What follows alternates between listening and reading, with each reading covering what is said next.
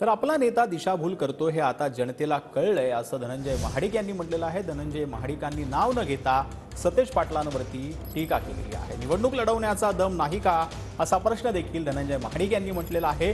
तर मी आव्हानाला घाबरणारा नाही असं प्रत्युत्तर सतेज पाटील यांनी दिलं। पवार साहेब आग्रही असताना ही जागा काँग्रेसला मिळते असं दिसतंय। आता ही काँग्रेसला का आली हे सगळ्यांना माहिती आहे, परंतु काँग्रेसकडे येत असताना इथल्या नेत्यानं आपल्या गळ्यातली माळ दुसऱ्याच्या गळ्यात घालण्याचं काम केलंय असं चित्र दिसतंय। मला सांगा, एवढी चांगली संधी जर तुम्हाला मिळत असेल तर तुमच्यामध्ये दम नाही आहे का निवडणूक लढवण्याचा? तुम्ही का उभारत नाही? तुम्ही हे सगळे डावपेच करून आणि भावनिक, मग गेल्या वेळी एक नारा दिला होता, आमचं ठरलंय, आता नंतर जनतेचं ठरलंय।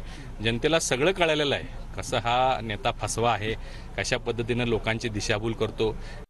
आव्हानात्मक भाषा तिने 1-3 महिन्यापूर्वी केली असती तर बरं झालं असतं, मला निर्णय घेता आला असता त्यावेळी। कसं आव्हानाला भिणारा बंटी पाटील नाही आहे। ज्यावेळी कोण आव्हान देते त्यावेळी तो मैदान सोडणाऱ्यांपैकी मी नाही आहे, हे आता त्यांना माहीत आहे। शाहू महाराजांची उमेदवारीसाठी आम्ही प्रयत्न करतोय, काँग्रेसला ती सीट मिळावी यासाठी आमचा प्रयत्न चालू आहे।